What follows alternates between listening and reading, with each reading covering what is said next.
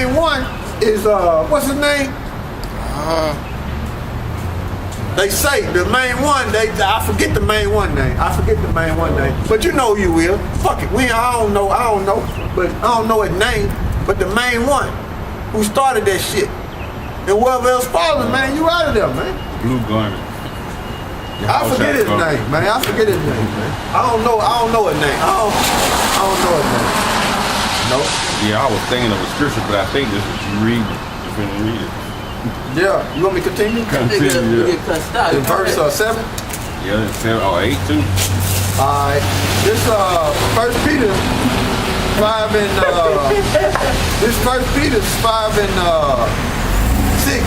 Humble yourself therefore under the mighty hand of God, that he may exalt you in due time. Casting all your cares upon him, for he cares for you. Be sober, be vigilant, because your adversary, the devil, as a roaring lion, walketh about seeking whom he may devour. Satan is walking around seeking whom he may devour, man. You know? And that's part of that bribe that we read in Ecclesiastes 7 and 7. That's part of that bribe, man. That was verse 7. Peter was mad. The Hebrew was. Yeah, that was verse 8, what I just read. Be sober, be diligent, because Peter the adversary of the devil is a roaring lion walking about, seeing whom he may devour. Whom he may devour. So that's part of that bribe, man. We was reading in damn demon just come up. Part of that bribe, you know.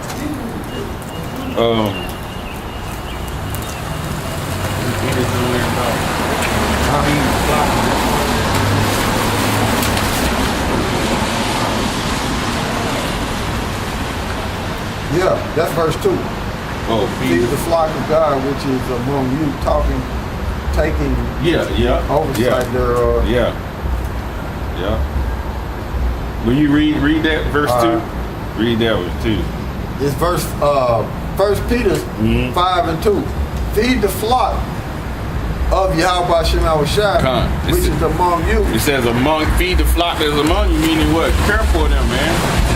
Teach them. Because certain brothers, y'all have bigger camps, and you have younger brothers that come in, you know, like you said, you have that order, it's certain brothers that's under you. You have certain brothers over you, and there's certain ones under you. So you got to take care of those brothers with what? Feeding them the right doctrine, man. You know? Because you don't want them to go astray. Go ahead. It said, 1 Peter 5 and 2, feed the flock of Yahweh Shem Shai, which is among you, taking the oversight thereof, not by constraint, but willingly. See, not by constraint, but willingly. It means don't do it grudgingly, man. You're supposed to do this willingly, right?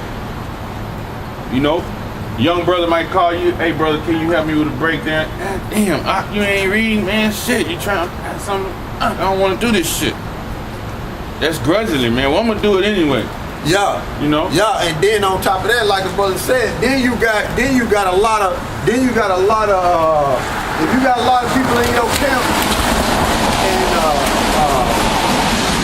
and you can't call the brother that's within your camp to help you with a breakdown, something ain't right, man. Something ain't right, man. And then on top of that, you got elders that's set up that then broke the Bible down. You see? So the information is all on the internet. Okay? It's all on the internet. So like I said, man, if you got 10 brothers in your camp and you can't call not one to help you on the breakdown, something ain't right, man. Something ain't right. Because if this brother called me, or brothers within our camp, if we had more brothers, they should be able to call each and every one of us brothers to help him with a breakdown. So if you got brothers in your camp that just won't help you with no breakdown, something ain't right, man. Something ain't right, man. Something ain't right. You know? I'm gonna read this. Hold on, let's do that. Finish that off.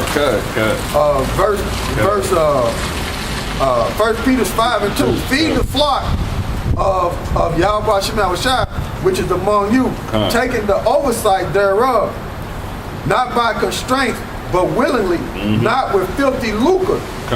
Not what you gonna get out of it. You're doing it because something's you're gonna benefit. You're trying to get something out of it, man. The benefit from it is you push this truth and righteous, and push the true doctrine where you can be, the Most High might show mercy on you and get you out of here. That's what you pushing for. Yeah, not trying to exalt yourself. Yep. Not trying to exalt yourself. Because it's all about building, man. It's all about building up, brothers, and not exalting yourself, man. You know? You don't need to be trying to exalt yourself, man, and step above, and be trying to step above your rank. Step above your lot. You see? You got a certain amount of measurement, you stay within that level. You stay within your measurement, man. When you try to go above your measurement, then that's when you start error and start teaching about the tribe of Dan and start saying, Barack Obama is an Israelite. Well, that's pure fucking madness, man. You want to get it? That's pure madness, man. You know? But we got this book, like I always say, Barry Santoro, a.k.a. Barack Obama. He's from the Luo tribe over there in Kenya, you see? And that's why I always say that, because I got it out of this book. National Geographic, right? Freedom in My Heart, edited by Cynthia Jacobs Carter, right? And this is page 187. I'll show you the picture of the page we on, right? The audacity of hope, Barack Obama. I'm gonna read what's in highlights. It says, really, you can start at the top. It says Barack Obama Jr. He's a junior. Because you know his daddy, he was named after his so-called daddy, but we know he was named after his daddy, but we know Barack Obama, that's not his real name. His real name is Barry Santoro. Okay, but go ahead. It says Barack Obama Jr. is the first African American man. Which he's not. He ain't no African American. But one time, him and Michelle / Michael went over to the coast of Africa, where the transatlantic slave trade took place, and Barack Obama / Barry Santoro said it's a shame what they did to Michael / Michelle people. And he was basically saying, look, he ain't even know, he's not no so-called Negro, like the Negroes in this country, the real Hebrew Israelites in this country. You see, in America, this corporation. He was saying that, you know, and he ain't no African American. Africa come from a white man named Leo Scipio's Africana, and America go back to a white man named Americo Vespucci, and that's that. Go ahead. It says Barack Obama Jr. is the first African American man elected to the U.S. Senate since the election of Edward Brooke from Massachusetts. Senator Brooke, who served from 1967 to 1979, had been the first African American to hold that office since the Reconstruction. Obama was born in Hawaii, Honolulu, Hawaii in 1961.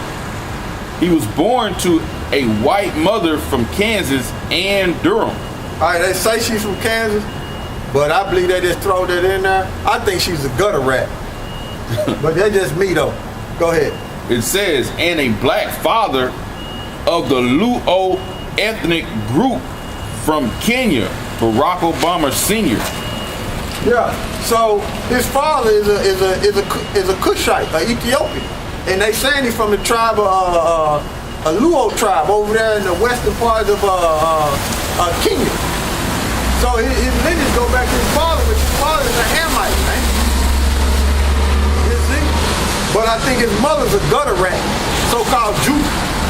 Then this is another reason why I say that his mother's a gutter rat. because they didn't put this picture up in the New York Times. How are you guys? All right, you snapping pictures of us? Huh? You snapping pictures of us with that camera? No. Huh? No? Go ahead. I can, yeah. I said no. No. No? No. Oh, okay. I thought you were doing it down there. No. Okay. This is why I say I think his mother's a gutter rat. Because of that right there. That was an article in the New York Times. It says what? The first Jewish president. And everybody who's seen Barry know that's his big watermelon head with that kufi on it. Yeah, that yarmulke. Kufi. Yeah, that yarmulke. Well, the gutter rats call it a caper, a caper, which is known as a yarmulke. And they put that on there, and they put that on their head, talking about they know it's a higher power, and they not ashamed of being Jewish. And that also lets you know that Islam is from them gutter rats, because they wear with the kufi, same thing on their head too, man. Yeah, and down there in the corner, you see, you can just disregard all that other magic. But when I seen that a long time ago, I had to grab it. See at the bottom, with all his whole family in Kenya, picture of him?